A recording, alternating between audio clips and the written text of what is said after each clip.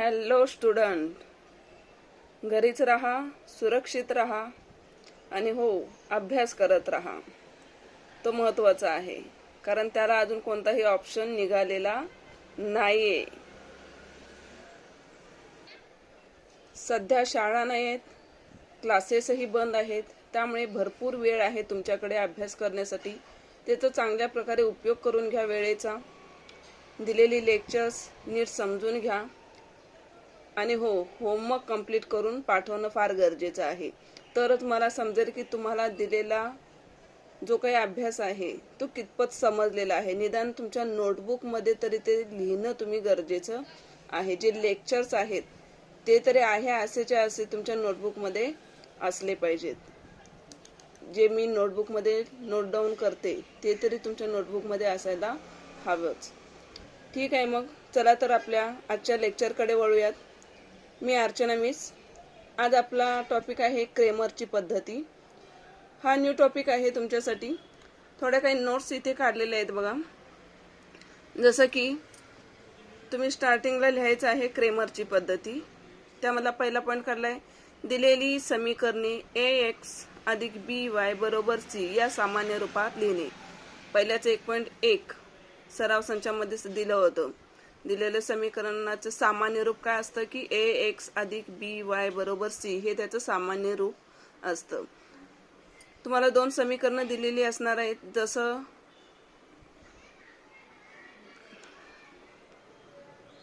जसं सराव संच 1.1 मध्ये आपण x आणि y च्या किमती काढल्या. यासाठी कोणत्या तरी एका चलाचा लोप केला, मग दुसऱ्याची किंमत काढली. तशाच प्रकारे क्रेमरच्या पद्धतीमध्ये सुद्धा x आणि y ची किंमत आपल्याला काढायची आहे. पण ही क्रेमरची पद्धत नेमकी काय आहे हे पहिल्यांदा आपल्याला समजून घ्यायचं आहे. मग आपण काय करूया, एक्झाम्पल्स पाहायचे आहेत. यामध्ये दुसरा पॉइंट आहे, इथे जी काही a, b आणि c असे तुमचे अंक मांडलेले असणार आहेत. हा a असेल, हा b असेल, हा c असेल. उदाहरणार्थ इथे बघा, थर्ड पॉइंट मध्ये मी एक्झाम्पल दिलेलं आहे. 6x वजा 4y बरोबर वजा 12 हे पहिलं समीकरण. पुढे आहे 8x वजा 3y बरोबर वजा 2 हे दुसरं समीकरण आहे. यामधलं जर आपण आता a1, a2, b1, b2, c1, c2 याच्या जर किमती लिहायला गेलो तर इथे पहिलं समीकरण आणि दुसरं समीकरण याचा एकत्रितपणे विचार करायचा आहे. त्यानुसार हे 6चा सहगुणक जो असेल तो a असेल. इथे आपण समजून घ्यायचं, हा a आहे, हा b आहे आणि बरोबर चिन्हाच्या पुढचा हा काय असणार आहे, c. बरोबर. त्यानंतर यामध्ये सुद्धा हा a2 असेल. पहिलं समीकरण 1 1 1 ने a b c हे वेगवेगळे चल आहेत, पण 1 1 1 असेल. दुसऱ्या समीकरणामध्ये a b c च असेल, परंतु a2 b2 आणि c2 असेल. समजलं इथपर्यंत. त्यानंतर चौथा पॉइंट आहे, ह्या a1 a2 b1 b2 c1 c2 याच्या किमती आपण लिहिल्यानंतर काय करायचंय, चौथ्या पॉइंटला डिटर्मिनंट म्हणजे निश्चयक मागच्या लेक्चरला झालं होतं, त्यापैकी d ची किंमत. नंतर dx म्हणजे काय आणि dy यामध्ये कशाचा समावेश होतो, या निश्चयकांच्या किमती काढायच्या आहेत. आता बघा इथे d म्हणजे काय असणार आहे, a1 त्याच्या खाली a2, b1 त्याच्या खाली b2. जसं मागच्या लेक्चरला निश्चयक दिलं होतं ना, आणि त्या निश्चयकांच्या किमती काढणं. निश्चयकांच्या किमती काढताना कसं केलं होतं, इथून वरून खाली एरो दिला होता. बरोबर, वरून खाली एरो. 1 मिनिट. इथून आता a पासून b2 पर्यंत एरो. याचा आणि याचा गुणाकार, मध्ये वजा चिन्ह असेल आणि मग b1 आणि b2 a2 चा गुणाकार, b1 आणि a2 चा गुणाकार, आणि मग त्यांची वजाबाकी करून जे काही उत्तर असेल ते कशाचं असेल, d चं असेल. म्हणजे d या निश्चयकाचं. त्यानंतर dx च्या बाबतीत काय लिहायचं आपल्याला, c1 c2 b1 b2. dy ची किंमत काढत असताना, dy या निश्चयकाची किंमत काढत असताना कशा कशाचा समावेश करायचा आहे, a1 a2 c1 c2. हे चांगल्या प्रकारे लक्षात ठेवा. dx dy या निश्चयकांच्या किमती काढायच्या आहेत. पण त्याच्या आतमध्ये आपण कशाचा समावेश करतो हे मेन आहे, हे लक्षात घेणं गरजेचं आहे. डी मध्ये a1 b1, a1च्या खाली a2, b1च्या खाली b2 हे तुम्ही लक्षात घेऊ शकता. परंतु a आणि b चा समावेश ab हे लक्षात ठेवा. a b dx ची किंमत काढत असताना c आणि b चा विचार करायचा आहे. c आणि b चा c1 b1 त्याच्या खाली काय असेल c2 b2. dy चा विचार करत असताना dy ची किंमत काढत असताना a आणि c चा विचार करायचा आहे. a आणि c चा विचार लक्षात घ्या. इथे बघा पुन्हा एक वेळ d ची किंमत काढत असताना a आणि b हे लगत लगतचे आहे. a आणि b चा विचार करायचा आहे. dx ची किंमत काढत असताना c आणि b चा विचार इकडून इकडे यायचे, c आणि b चा विचार करायचा. आणि dy ची किंमत काढत असताना पहिलं आणि शेवटचं म्हणजेच a आणि c चा विचार करायचा आहे. हे थोडं लक्षात ठेवा, हे कन्फ्यूज व्हायला होतं इथे, हे थोडं लक्षात ठेवा चांगल्या प्रकारे. त्यानंतर मग आपल्याला क्रेमरच्या सूत्राचा वापर करायचा आहे. त्यानुसार मांडणी करायची आहे क्रेमरच्या सूत्रानुसार. यामध्ये क्रेमरच्या सूत्रानुसार लिहिल्यानंतर आपल्याला मेन काय आहे x आणि y ची किंमत काढणं आहे. त्यानुसार x बरोबर हे सूत्र आहे dx छेद d. इथे आपल्याला इथे तिरकस गुणाकार वगैरे करून आपल्याला dx ची जी काही किंमत मिळेल ती इथे लिहायची आहे. छेद d ची इथे मिळालेली किंमत इथे लिहाल तुम्ही. आणि मग भाग जात असेल तर भाग घालून x ची किंमत काढायची आहे, अन्यथा अपूर्णांकामध्ये सुद्धा x ची किंमत येऊ शकते. y चंही सेम त्या प्रकारेच dy ची इथे जी निश्चयकांची क्रॉस करून जो गुणाकार करून जी किंमत येईल ती dy ची असेल आणि ही d ची किंमत जी असेल ही छेदामध्ये लिहून भाग घालवायचा आहे आणि y ची किंमत काढायची आहे. हे झालं बेसिक क्रेमरच्या पद्धतीचं. हे पॉइंट मेन लक्षात घ्या आणि त्यानंतर आपण एक एक्झाम्पल पाहूया म्हणजे तुमच्या लक्षात येईल. इथे सराव संच 1.3 मधला प्रश्न क्रमांक 3 जो क्रेमरच्या पद्धतीने सोडवा असं म्हणून दिलेला आहे. त्यातला पहिला प्रश्न घेतलेला आहे 3x वजा 4y बरोबर 10 आणि 4x अधिक 3y बरोबर 5. आता यामध्ये अशी मांडणी पहिल्यांदा करायची आहे. जसं मग सांगितलं दिलेली समीकरणं कोणत्या सामान्य रूपामध्ये असायला हवी. आता हे दिलेले पहिलंच समीकरण आहे, ही व्यवस्थितरित्या सामान्य रूपामध्ये दिलेले आहेत त्यामुळे त्याचा उल्लेख करणं गरजेचं आहे. दिलेली दोन्ही समीकरणे सामान्य रूपात आहेत. मग त्यानंतर आपण काय करतो a1 b1 आणि c1 या दोन्ही समीकरणांचा एकत्रित विचार करून a b आणि c याच्या a1 b1 c1 a2 b2 आणि c2 याच्या किमती लिहितो. बरोबर. त्यानुसार इथे x चा सहगुणक 3 आहे म्हणजेच a1 ची किंमत किती झाली 3. b म्हणजे कोणता y. b1 ची किंमत किती आली 4 आहे परंतु वजा चिन्ह आहे त्यामुळे वजा चिन्ह विसरायचं नाही. हे वजा 4 ही किंमत झाली. b1 ची किंमत 4 नाही लक्षात घ्या, वजा 4 ही आहे. c1 ची किंमत किती 10. त्यानुसार आपल्याला मांडणी करून घ्यायची. नीट अशा प्रकारे लिहायचं म्हणजे तुम्हाला इथे ही सूत्र लिहिल्यानंतर जास्त हार्ड जाणार नाही. त्यानंतर a2 दुसऱ्या समीकरणामधली किमती लिहून घ्यायचे आहेत. a2 ची किती आहे 4, b2 किती आहे y चा सहगुणक किती आहे 3 त्यामुळे इथे 3 लिहिलं. आणि c कुठे असेल बरोबर चिन्हाच्या पुढची संख्या जी असते ती c असणार आहे त्यामुळे c2 ची किंमत किती आली 5 ही लिहून घेतली. आता त्यानंतर काय केलं आपण d dx आणि dy या निश्चयकांच्या किमती काढायच्या आहेत. त्यामुळे पहिल्यांदा कशाची काढली d ची किंमत काढली. d साठी कोणकोणत्या चलांचा वापर a1 b1 a आणि b लक्षात ठेवा. त्यानुसार a1 b1 आणि त्याच्याच बरोबर खाली a2 b2 चा उल्लेख करायचा आहे. आता a1 ची किंमत किती लिहिली इथे 3 आहे बरोबर. b1 ची किती आहे वजा 4. त्यानुसार जसं a1 आहे तसंच जसं मागच्या लेक्चर सांगितलं तर उभ्या रेषा मारायच्या आहेत. त्यानुसार उभ्या रेषेमध्येच a1 b1 याच्या किमती लिहायच्या आहेत. a1 ची किती आहे 3 इथे 3 लिहिलं. b1 ची किती आहे वजा 4 त्यामुळे इथलं वजा 4 आपण या ठिकाणी घेतलं. a2 ची किती आहे 4 इथे लिहिली खालच्या साईडला. a1 च्या खाली a2 ची किंमत येईल बरोबर.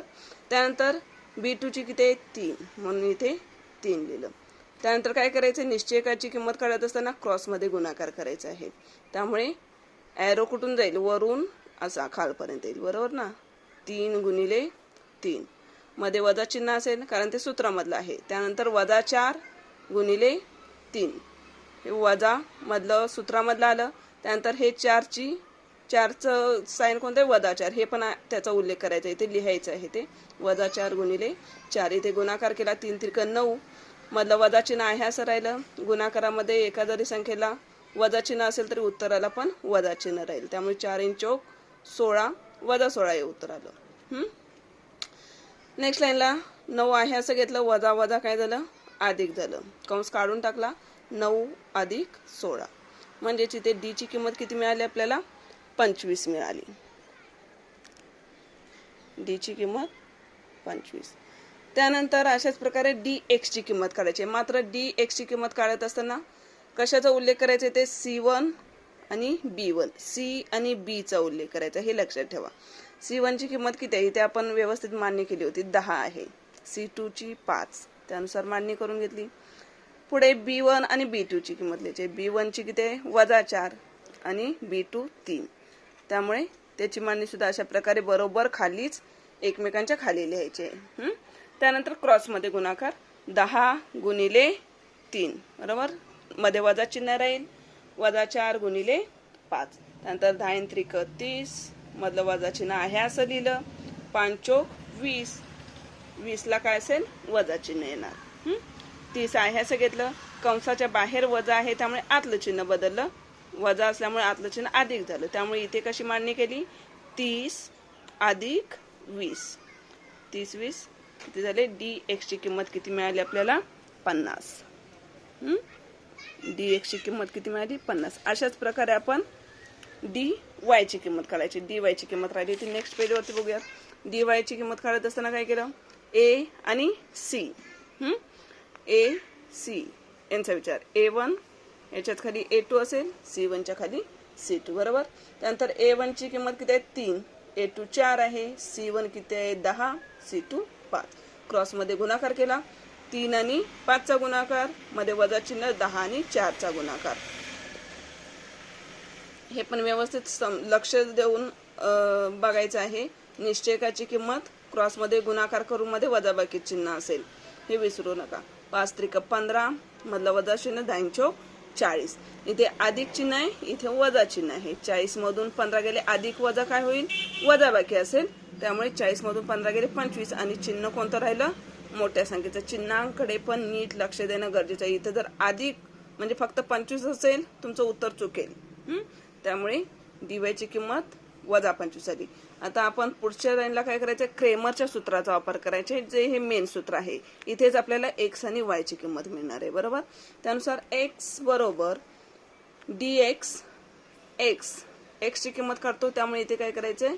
डी एक्स छेद डी. आणि वाय ची किंमत काढत असताना वाय बरोबर डी वाय छेद डी असं लिहायचंय. डी एक्स ची किंमत किती मिळाली?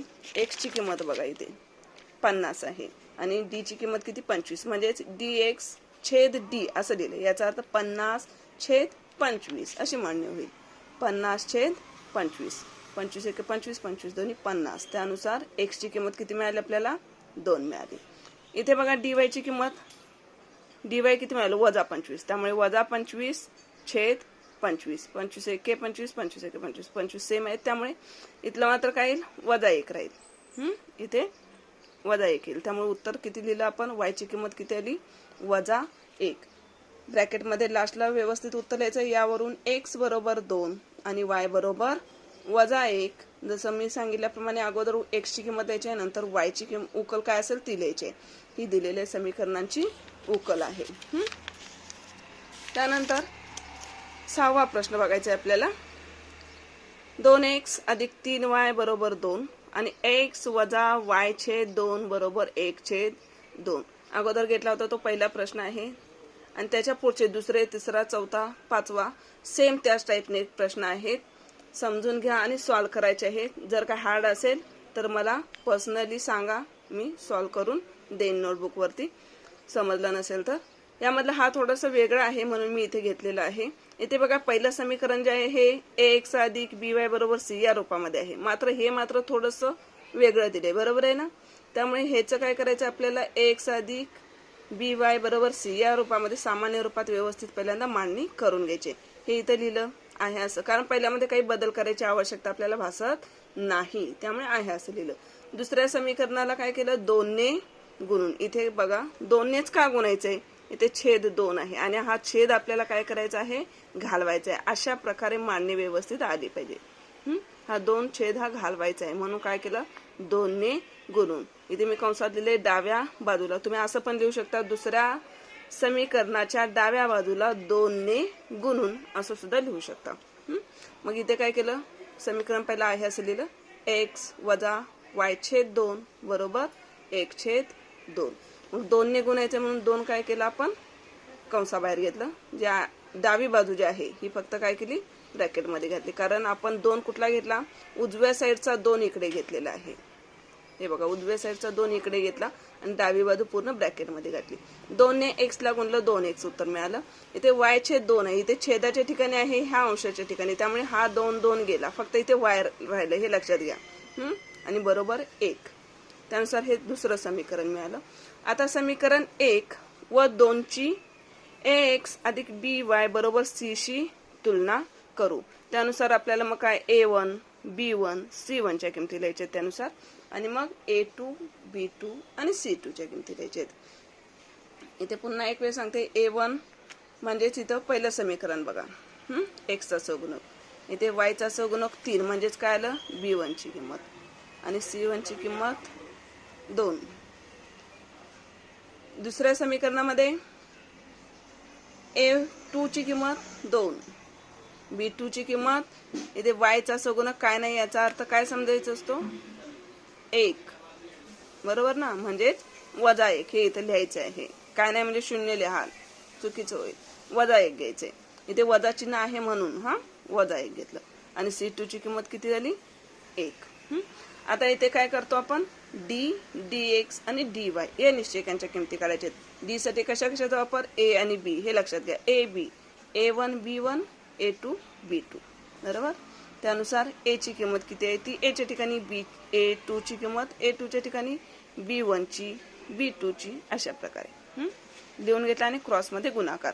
बे एके बे, वजा चिन्ह राहिलं, कारण 1 ला वजा चिन्ह असल्यामुळे उत्तरातला सुद्धा काय जाईल, वजा चिन्ह.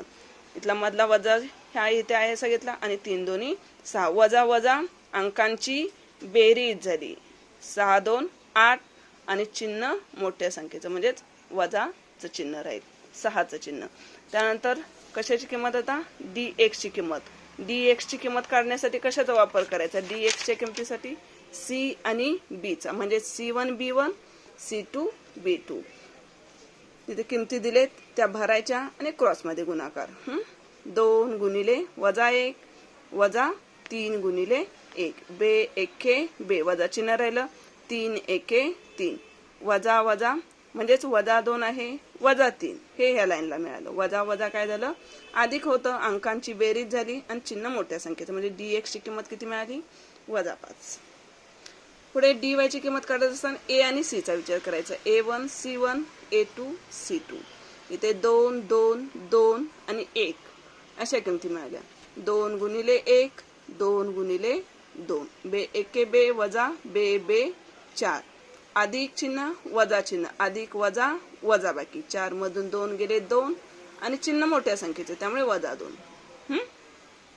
आता क्रेमरच्या सूत्राचा वापर करायचा. क्रेमरच्या सूत्रानुसार याचा उल्लेख करायचा कॉमा देऊन, मग नेक्स्ट लाईनला x बरोबर dx छेद d, x ची किंमत काढायची म्हणून ते dx चा उल्लेख करायचा, आणि शेवटी d.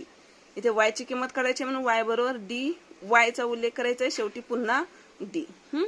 इथे x बरोबर वजा 5, dx ची किंमत इथे बघा वजा 5, आणि d ची किंमत वरच्या पेजवरती वजा 8 आली होती, इथे वजा 8, म्हणजेच वजा 5 छेद वजा 8, दोन्हींना वजा वजा चिन्ह आहेत, अंशांछेदाला दोन्ही चिन्ह काढून टाकली, म्हणून x बरोबर 5 छेद 8 हे उत्तर मिळालं.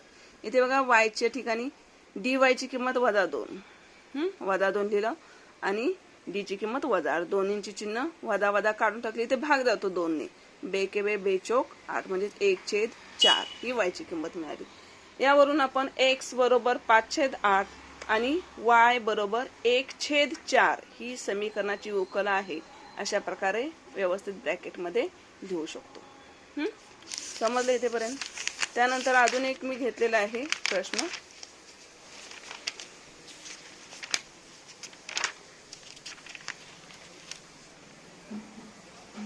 संकीर्ण 1 मधला आहे तो.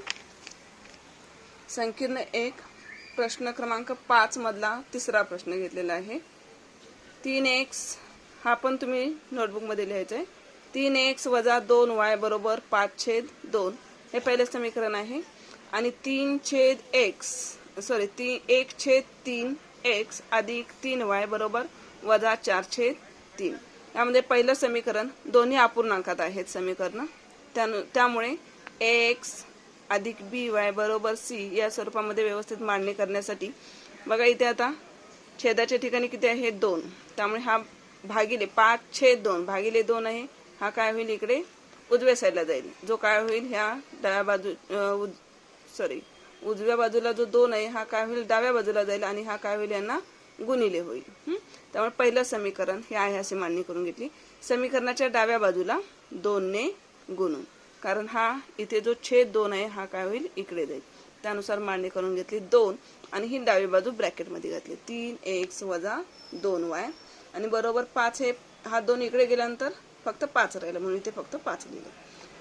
इथे गुणाकार केला 3 2 6x मधलं वजा चिन्ह वेबे 4y आणि बरोबर 5 आहे असं घेतलेलं आहे. इथे 2 ने गुणायचं नाही आहे लक्षात घ्या. इथे जो छेद होता 2 या ठिकाणचा हा छेद आपण इकडे या साईडला घेतलेला आहे. तो गुणिले म्हणून इकडे गेला आणि अशा प्रकारे मग समीकरण 1 मिळालं. आता दुसरं समीकरण आहे असंच लिहून घ्यायचं आहे. इथे छेद किती आहे छेदाच्या ठिकाणी 3. इथे सुद्धा सेम त्या प्रकारे प्रोसिजर.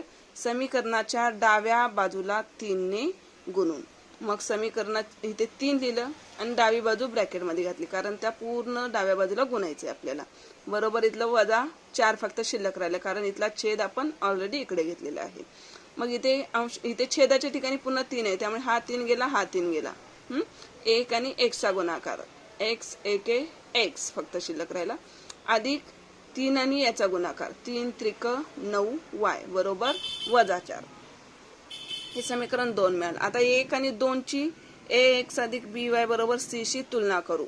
हे वाक्य मांडणं गरजेचं आहे. त्यानुसारच आपण काय करतो a1 b1 c1 a2 b2 आणि c2 च्या किमती लिहिणार आहोत. त्यानुसार a1 ची किंमत किती मिळाली इथे बघा पहिलं समीकरण 6 आहे. नंतर b1 ची किंमत किती मिळाली वजा 4. c1 ची 5.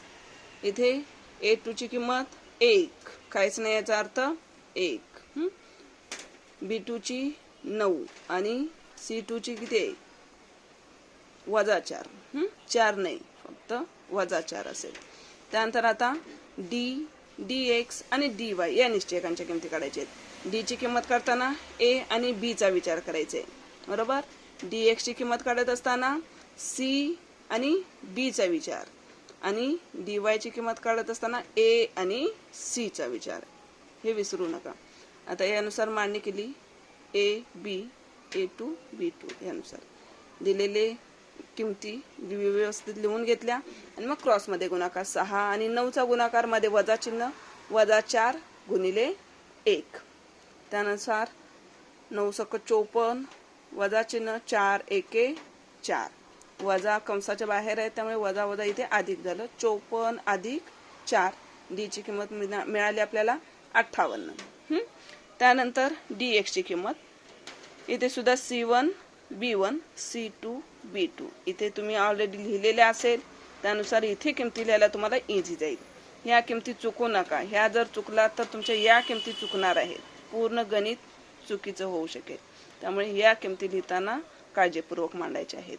त्यानंतर 5 आणि 9 चा गुणा 9 5 45 मधलं वजा चिन्ह 4 × 4 16 इथे चिन्ह दिलेलं नाही कारण इथे गुणाकारामध्ये दोन्ही संख्यांचे वजा चिन्ह आहे त्यामुळे दोन्ही चिन्ह काय केलीत गेलीत. अधिक मध्ये उत्तर मिळतं. एकाच जर संख्येला अशा प्रकारे गुणाकार असेल तर उत्तराला वजा चिन्ह येतं. एका जर संख्येला वजा चिन्ह असेल तर उत्तराला वजा चिन्ह येतं. इथे दोन्हींना वजा वजा आहे त्यामुळे वजा वजा चिन्ह निघून गेली. 4 × 4 16 हे सूत्रामधलं वजा चिन्ह आहे त्यामुळे 45 वजा 16 dx ची किंमत 29 मिळाली. आता dy बरोबर a आणि c चा उल्लेख जसं मग सांगितल्याप्रमाणे a1 c1 a2 c2 6 आणि 1 5 आणि वजा 4. त्यानंतर 6 गुणिले -4 वजा 5 गुणिले 1 साइन चौक 24 अर्थातच -24 आणि मधलं वजा चिन्ह 5 1 5 वजा वजा असल्यामुळे अंकांची बेरीज झाली 5 4 9 आणि 2 आहे असं आणि चिन्ह मोठ्या संख्येचं त्यामुळे dy ची किंमत -29 मिळाली. आता याची लास्ट स्टेप काय असेल क्रेमरच्या सूत्रानुसार x ची किंमत काढायची आपल्याला x बरोबर dx छेद d म्हणून x बरोबर dx ची किंमत किती मिळाली 29 आणि d ची किंमत 58 29 दोन्ही 58 त्यामुळे x बरोबर 1/2 हे उत्तर मिळालं. आणि इथे y ची किंमत काढत असताना काय सूत्र वापरायचं आहे dy छेद d म्हणून y बरोबर -29 dy ची किंमत -29 छेद d ची किंमत 58. त्यानुसार पुन्हा इथे सुद्धा अंक सेम आहेत फक्त इथे वजा चिन्ह आहे त्यामुळे 29 1 29 29 दोन्ही 58 उत्तर किती मिळालं आपल्याला इथे वजा चिन्ह असल्यामुळे 1 ला वजाचं चिन्ह राहिलं -1/2 यावरून x बरोबर 1/2 आणि y बरोबर -1/2 ही दिलेल्या समीकरणाची उकल आहे. समजलं इथेपर्यंत क्रेमरची पद्धत थोडंसं न्यू टॉपिक आहे परंतु चांगल्या प्रकारे प्रॅक्टिस करा म्हणजे तुमच्या लक्षात येईल कोणतेही गणित तुम्ही चुकणार नाही. यामधलं होमवर्कसाठी प्रश्न क्रमांक होमवर्क 1.3 सराव संचमधला क्वेश्चन नंबर 3 जो तुम्हाला सॉल्व करायचा आहे. या 1.3 मधले क्वेश्चन नंबर 3 मधले 2 क्वेश्चन मी सॉल्व करून दिलेले आहेत. मधले जो पहिला प्रश्न होता त्यानुसारच मधले प्रश्न आहेत ते व्यवस्थितरित्या समजून घेऊन सोडवायचे. नाही कळालं तर मला मेसेज करा मी अशा प्रकारे पुन्हा नोटबुकवरती सॉल्व करून त्याचे पिक्स पाठवून देईन. Okay bye.